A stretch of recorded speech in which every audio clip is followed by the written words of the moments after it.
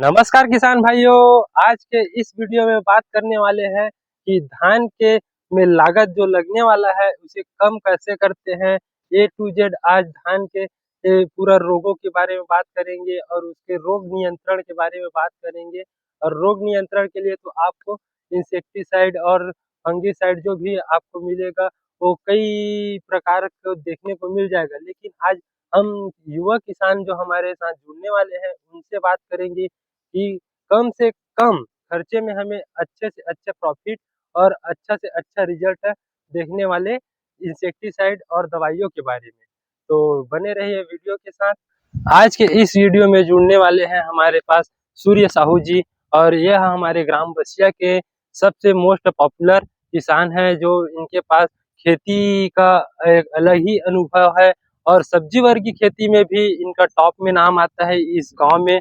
और धान का खेती भी इनसे लोग सलाह लेकर चर्चा करके खेती करते हैं। तो आइए हम स्वागत करते हैं सूर्य साहू जी का। आइए भैया। नमस्कार मेरे भाइयों, आप सभी को मेरा नमस्कार। मैं सूर्या साहू। तो आज इस वीडियो में हम चर्चा करेंगे कि धान की खेती में हमारा जो ए टू जेड जानकारी है दोस्तों, कि नर्सरी से लेकर रोपाई, रोपाई से लेकर कटाई, कटाई तक हमें किन किन दवाइयों और किन किन रोगों से हमारा सामना करना पड़ता है। तो सूर्य साहू जी की इसका जो हम लोग नर्सरी तैयार किए हैं वह किस समय में किए हैं?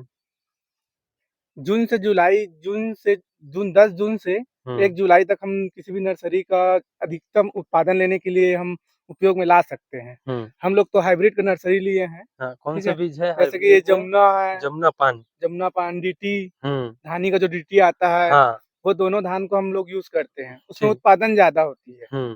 अब जैसे कि हम लोग नर्सरी डाले हैं, तो नर्सरी में फर्स्ट बात हमको तो ये ध्यान में रखना होगा कि हमको यूरिया का यूज नहीं करना है नर्सरी में। भले पौधा छोटा रहे लेकिन स्वस्थ रहे। और जैसे कि हमारी नर्सरी हो जाएगी 25 से 25 दिन के आसपास लगाने लायक, रोपाई के लायक। हम लोग रोपा लगाते हैं। तो रोपा के लायक जब हो जाएगा तो उसमें कीटनाशक डालना है, एकदम सस्ता हो या कुछ भी हो। 5 दिन पहले साइपर में थे क्लोरोपाइफेरिस, ये टेक्निकल कंटेंट है हाँ, साइपर में। जैसे कि एक्शन आता है, बहुत सारा आता है उसमें। हाँ। तो ये सबसे सस्ता फार्मूला है। तो उसको हम एक बार नर्सरी में ही छिड़काव कर देंगे। उससे ये होगा कि जब भी पौधा कहीं दूसरी जगह ट्रांसप्लांट करते हैं तो उससे दिक्कत बहुत आती है। वो परेशान, मतलब उसको बीमारी ज्यादा लगती है क्योंकि उसके जड़ कहीं और से कहीं और जाता है। इसलिए उसको परेशानी बहुत ज्यादा आती है। तो हम लोग उसको पहले से डाल देते हैं। अब रोपाई किए, ठीक है, तो जैसे कि रोपाई करने के बाद लगभग 80% किसान क्या करते हैं, रोपाई से 15 दिन बाद एक बार कीटनाशक डालते हैं। तो हम लोग को उसकी जरूरत नहीं है।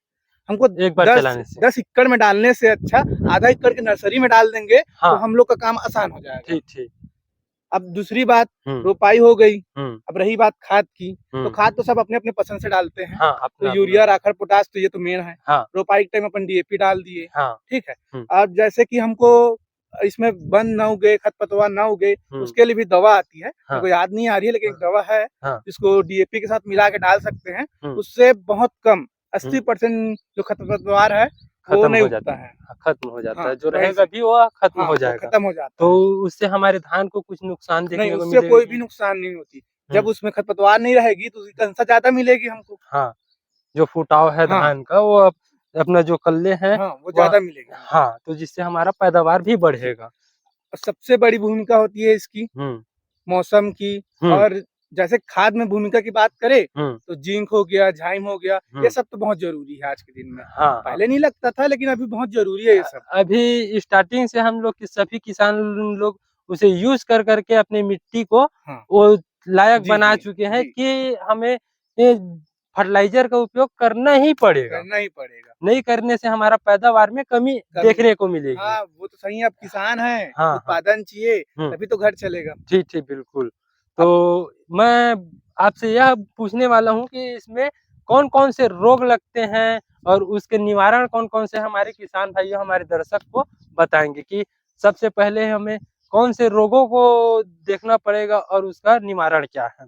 देखिए, जैसे कि 15 दिन होता है तो मैं जैसे बताया कि नर्सरी में डालने से नहीं आती है, लेकिन उसके बाद भी अगर आया तो 15 दिन बाद ही बीमारी चालू होती है। तो जैसे कि हम उसमें डालेंगे तो सबसे पहले तना छेदक आएगा और झुलसा रोग जैसे जैसे नीचे के तना सड़ना स्टार्ट हो जाता है, धब्बा धब्बा, हाँ, काला धब्बा लगता है और वहां से फिर वो सूख गिरना लगता है। और एक और होता है जो हमारे पत्तियों में उसको पत्ता लपेट कर कीड़ा उसी के अंदर रहता है, तना छेदक के अंदर में आता है। वो सब क्या है कि सब कीड़ा है। तो कीड़ा का मतलब तना छेदक ही होता है जो जड़ से उत्पन्न होती है और जड़ के सिराओं पौधे के सिराओं में घुस की उसके तने के बीज से तो कनेक्शन को काट देती है, खाने लगती है। वहां से बीज से कनेक्शन ही कट जाता है, नस ही कट जाएगा तो ऊपर कैसे जिएगा। तो ऊपर की पत्ती हमारी सूखी हुई दिखाई देती है, उसी को हम तना छेदक या फल लपेटक बोलते हैं।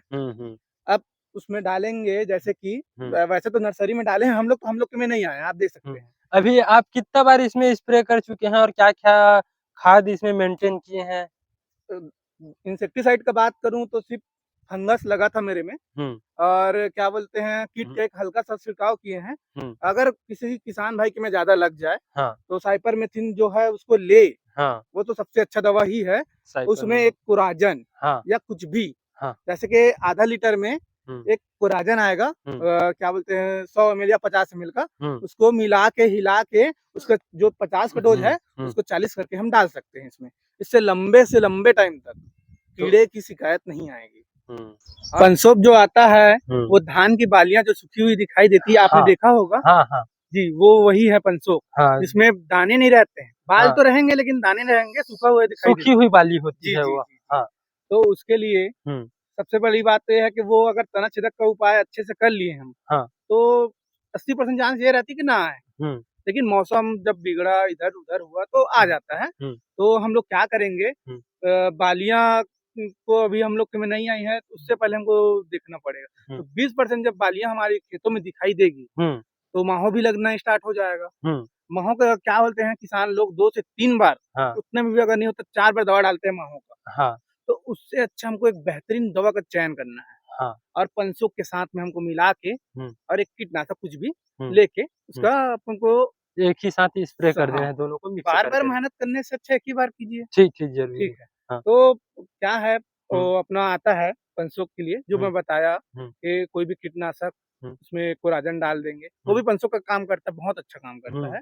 अब उसमें हम लोग को माहो का लेना रहेगा तो 20% अगर बालियां निकल गई है, 20% बालियां निकलने के बाद अगर हम माहो का दवा डाले, जैसे कि अपना आता है अप्लाई है ना, इसमें पाइमेट्रोजेन 50% WG रहता है।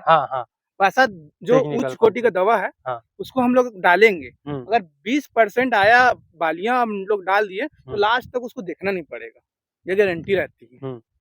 तो जो पंसोप आप बोल रहे हैं उसका मुख्य कारण आने का जो मुख्य कारण है वो होता क्या है? तना छेदक एक पंसोप है। जो पहले जैसे अंदर से काट देते हैं जिससे हमारी बालियां सूखी हुई निकलती है ना? तो उसके लिए हमें तना छेदक का दवा डालना पड़ेगा। तो तना छेदक के लिए आप बेस्ट दवाई रिकमेंड क्या करेंगे? हमारे किसान भाइयों को बता दीजिए। मैं तो यही बताता हूँ कम लागत में अच्छा दवा। तो कम लागत डालने के लिए तो बहुत सारी है, तो कोराजन ही ब्रोफिया कुछ भी डाल सकते हैं। ठीक है। वो इतना महंगा आएगी, एक टंकी 200-200 रुपए का कहाँ डाल पाएगा कोई? नहीं। तो हम लोग एक 600 650 का साइपरमेथ्रिन क्लोरोपाइरिफेस करके केमिकल है, तो उसको एक्सन आता है, 505 आता है, विराज बहुत सारा आता है उसका नाम। वो केमिकल अगर हमको मिल जाए उसमें कोई एक उच्च कोटि का केमिकल मिला देंगे, जैसे कि दुकान में भी तना छेदक आता है, FMC का कोराजन आता है, ये सबको हम लोग मिला देंगे। मिलाने के बाद अगर उसको डाले तो नहीं आएगा, ये गारंटी है। तो देख सकते हैं किसान भाइयों, ये हमारे युवा किसान श्री सूर्या साहू जी हैं। इन्होंने अपने दम पर काफी अच्छा तरीके से मेंटेन किए हैं अपने धान की फसल को, और यह सब्जी वर्ग की खेती के लिए भी प्रसिद्ध है। इनके पास आपकी जानकारी आपको कैसे लगी कमेंट करके जरूर बताना, और वीडियो अच्छी लगी हो तो वीडियो को लाइक करें और चैनल को सब्सक्राइब जरूर कर लेना। धन्यवाद।